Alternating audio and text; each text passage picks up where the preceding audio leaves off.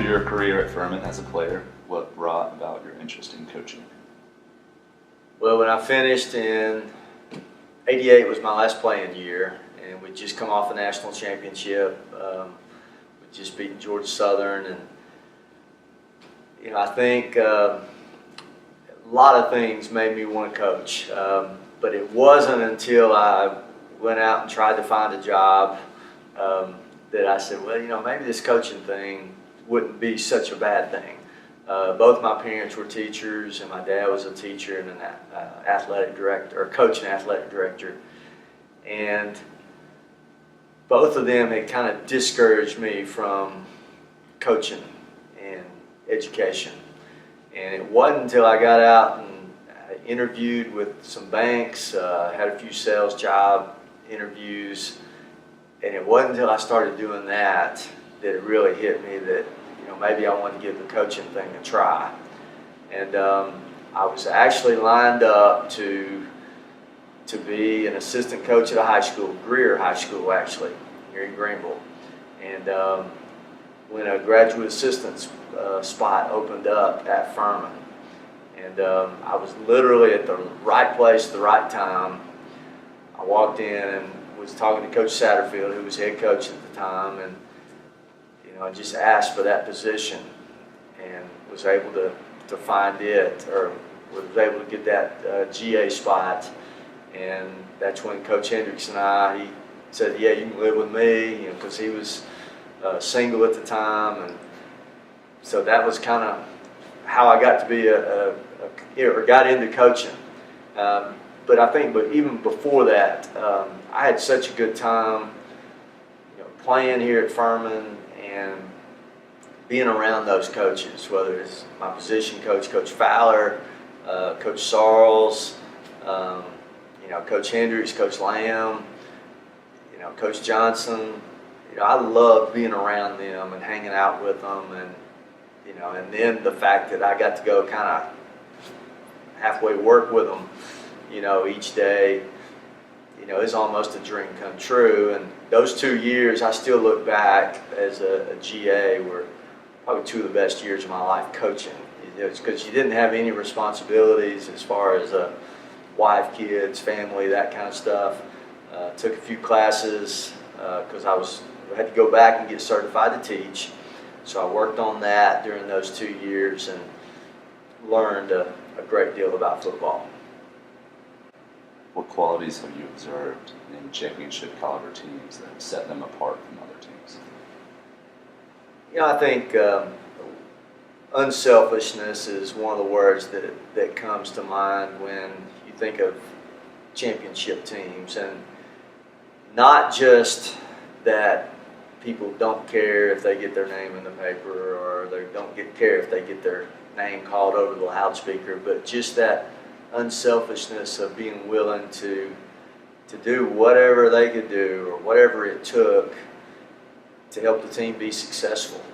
And if that was to change positions, or to make that key block, or go take on the pulling guard or whatever, so somebody else could make a tackle. I just always felt like those teams that had those kind of kids were better. And they may not be as talented. We may have had, or I may have been around kids or players who were more talented in some spots, but for some reason they seemed to care more about individual accomplishments and goals, which took away from the team. And I think those unselfish teams, seem to get it done more, and seem to be way more successful than those ones that were not unselfish, amongst other things. Yeah, of course. Reflect a little on your experience as a player at Furman. What qualities did you see used as effective leadership strategies, and has experiencing good or bad leadership as a player affected how you coach? I was pretty fortunate when I came here my freshman year. Coach Sheridan was the head coach, who was probably the smartest person I'd ever been around. Extremely gifted, way ahead of his time, and we did some things my freshman year, that they've been doing for a while that, I still, I look at and think, how did they come up with that stuff? But we were running the I at that time. We ran it's called downhill option, and just great at that. And the play actions off of it were great also. But I just thought that, he was a great leader. When he walked in the room, everybody sat up a little bit straighter. Hats were off. All that stuff that just effective leaders have. But he didn't do it by yelling and screaming, and he just had a way about him. And I always thought that was one of the neatest things, was just watching him lead. And then he left after my freshman year to be the head coach at NC State, flipped that program around quickly, and then Coach Satterfield took over, who was different. He was very effective as well, really smart, knew the offense. And then Coach Johnson was the defense coordinator, and I was actually able to GA for him. But they all had one thing in common, and that was that they were experts at what they did, whether it was offense, defense, and just treated people well. It wasn't, they didn't belittle people. I thought they did a good job of empowering us, making us feel like we were part of the decision, all those things. And when I became a head coach, I look back on my time as a player or even as a GA and tried to emulate a lot of the things that I saw from them. Did you have a role model that influenced you in the past? I think probably a few. My first one was probably my dad. My dad was he was a really good athlete. He played baseball in college. He was a head basketball coach who got out of coaching when we were little, just so he could spend more time with us. And then he became the athletic director. But he played a lot with us. Taught us, everything that we pretty much knew about sports, and played golf with us and still does. And ironically, Coach Sarles, Tim Sarles, was one of my role models and mentors, I guess, growing up, because we went to the same high school. He's from Jefferson County. He was a few years older than me, but we all wanted to be him, and he ends up here at Furman. And then he actually came back my sophomore year. When Coach Satterfield got the job, he brought Coach Sarles back. So those are just a couple of role models, but I've tried to surround myself with people that were going to be good influences, going to have a positive impact, on my life, and try to follow them, emulate them. Kind of similar. Did you have a mentor that helped offer guidance along the way? Well, same thing. Quite a few of those guys that I mentioned earlier, Coach Sarles, Coach Fowler, even my high school coach, Coach Kisbeth. He was a very successful coach for a long time in Tennessee. And I think as you go through life, I think you pick up mentors. You'll have those guys that have been with you since you were in college or even high school. And like I said, I mentioned those, and those were mainly the coaches here at Furman. But as I've gotten older, they were maybe guys who I coached with along the way. Probably one of the biggest ones, a guy named David Ellis. He was the offensive line coach at Maryville, who just retired, and a solid person, really good line coach, but a guy that you could talk to and run things by before any big decisions that you might make. And whether it was on the field, off the field, those are the kind of guys that you need in your life. So kind of from those experiences with either mentors or coaching as a player, um, what traits did you learn as a child, or I guess this is your childhood, but what traits did you learn as a child that led to your success later in life? You know, all those things that my dad, which didn't have much choice but to learn them, at that time. Hard work, finishing a job, having some goals, achieving those goals, being honest. And this a word or a little term that gets way overused, is doing the right things. If you have to ask yourself, I remember my dad telling us, if you have to ask yourself, hey, is this a right thing or a wrong thing to do, then it's probably not a right thing. The right thing is easy to figure out as far as what you're going to do. But, once again, I think surrounding yourself with good people. I thought that was something that is really important, that a lot of successful people do, especially in football. Football is one of those games that I don't care how good a coach you are or how great you are, you've got to have good people around you because one person can't do it. You've got to have a whole group of people. And that's why, football is the ultimate team sport. It's not like one person, whether it's a player or coach, can make that much difference just because there's so many different parts to it. But I think those traits are just a few that are, obviously important and things that I've, picked up along the way that I really felt like helped, guide me and give me a chance to be successful. What skills do you think you had to intentionally develop and improve the most over the years? I think I had a tendency to be pretty quiet. I hated speaking in public. Just despised it. That was something that really I had to change dramatically. And even today I don't love it or anything, but it doesn't bother me near as much as it used to. But I had to intentionally, I think, get outside of my comfort zone. And Coach Hendricks talks about it now, and I think he's dead on. We all need to be uncomfortable at times. And putting yourself in uncomfortable situations, that's the only way you grow. And so I think that's been the biggest one, the speaking and trying to, I never did like the pep talks and, I just wasn't that way.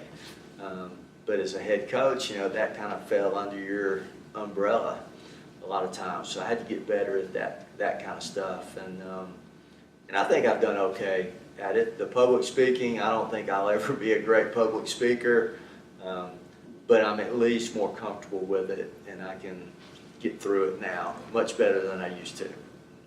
That's great. In what ways did your leadership skills affect your career? I think my leadership skills are more, like I was kind of saying about the parts I had to get better at, are quiet. I wanted to be a servant leader. I wanted our coaches, our players, whoever to feel like there wasn't anything that I wouldn't do to help the team. There was nothing that I wouldn't ask them to do that I wasn't willing to do as well. And so I always thought servant leadership was really important, whether that was picking up the locker room after an away game, helping pick up the bags or the balls off the practice field, whatever it might take. But those were the ways that I just felt most comfortable being a leader. It wasn't, me just telling people, hey, do this, and, me sitting back and watching. I wanted to be able to demonstrate as much as possible, to lead by example. And I think that served me well. That brought me a certain amount of comfort, and just knowing that, you know, it wasn't about me, you know. And I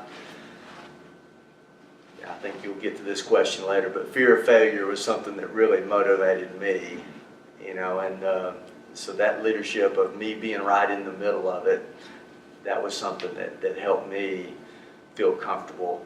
And I think it was an effective way of leading. It wasn't me telling, hey, y'all go do this and this is going to happen, you know. How do you think it benefited the teams? Well, I just think that they felt like I was with them. You know, that the head coach was right there with us.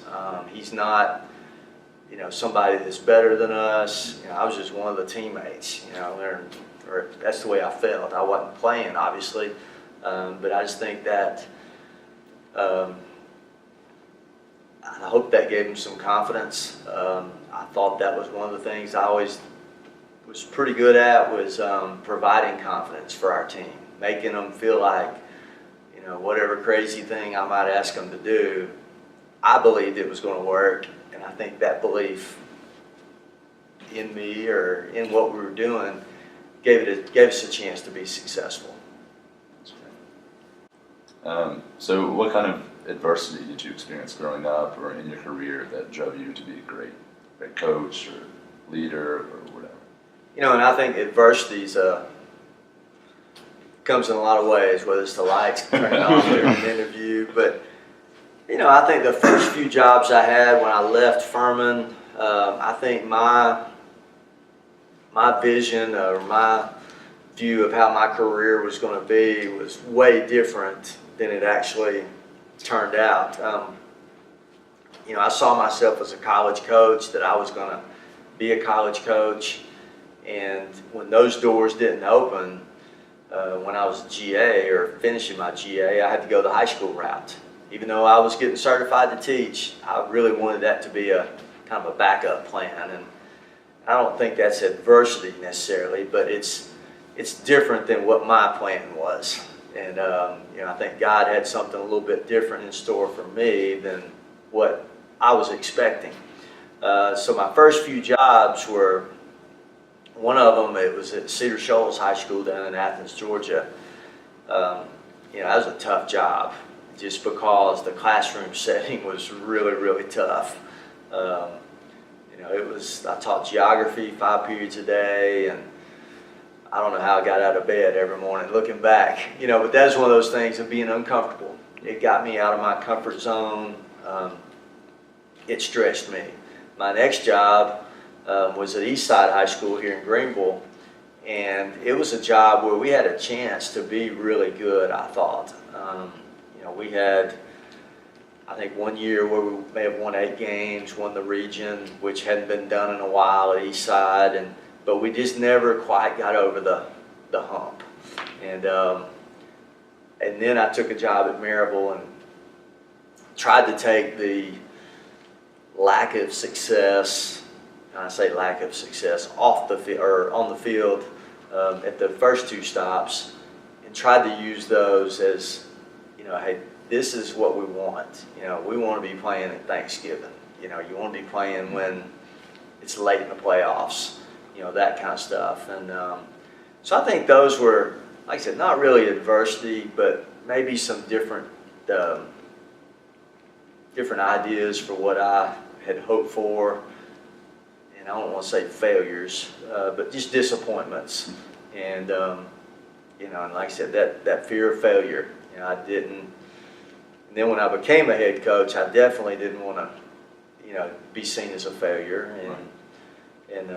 And then I think one adversity I went through for sure was when I was head coach in the year 2000. We started off 0-4, and you know, but I think one thing we did, we hung in there. We kept, you know, battling, and we ended up winning 11 in a row and getting the state championship that year. Started off 0-4, and I was really proud of that group of kids for continuing to believe in us. We didn't change a whole lot. You know, we just kept doing the same things, just believing that it was going to work and that we were doing the right things. Similar to what happened to, you know, our football team last year. You know, start off 0-3, and things aren't looking real good, and then I think win like 7 in a row. So there's a lot of good lessons there. So there's some cases of using some adversity and just believing that it's going to turn around. So you talked a little bit about this with your fear of failure, but what is your why and what motivates you to be successful? And has that changed over the years? I think there are a few whys, and I think the older you get, your whys change sometimes. I think whys for me, I wanted to make a difference. I wanted to be different than maybe other coaches, and not only that we were pretty good on the field, but I wanted to make sure we were having an impact off the field. And hopefully, people were seeing that hey, those are Christian men. Those are men that are, able to coach and do it right without, being the stereotypical coach, at times. And, coaches get a bad rap a lot of times just about how they treat people, and I didn't want to be that way. And so it was really important to me that my why was, hey, hopefully we're building young men, and championships are great, but if we're not building young men who become better husbands, better fathers, all those things, then we're failing, as coaches. So that was kind of certainly one of my whys. And then, except me personally, it's that fear of failure. The thought that I'm not good enough, or I'm not getting it done, or I'm doing something that is not giving our kids a chance to win, that motivates me. I'm not afraid to admit that I'm wrong and that we might need to change something, and I'll take a good hard look at myself and what we're doing. I think, Coach Hendricks has been great at that since he's been here. But I think everybody's got to have a reason for the whys, and it can't just be wins and losses. Because like I said, eventually you run out of, wins and losses. That stuff passes. But I do think there's the development of young people, giving them a chance to be good men. That's a whole lot more important than any win or loss. What character traits are most important when one is attempting to achieve greatness on or off the field, in sport, or anything? The hard work, being able to experience that delayed gratification, knowing that you're going to put in a whole lot of work just to give you a chance to be great. You'd love to think that all the work you put in the weight room, all the work you put on the field running is going to guarantee you a championship, but it doesn't. But all those people who are great, they were willing to put in that work. And with like I said, the chance that it might work out for them, that it might make them successful on the field. I think they're going to be successful, but the world's definition of successful is sometimes different than that person's definition. The guys that aren't successful, they're on the sideline, meaning they're watching, they're talking about it. They're not actually out there doing it and working. And I think of people, the other ones that are successful, they're great communicators. They're great with relationships.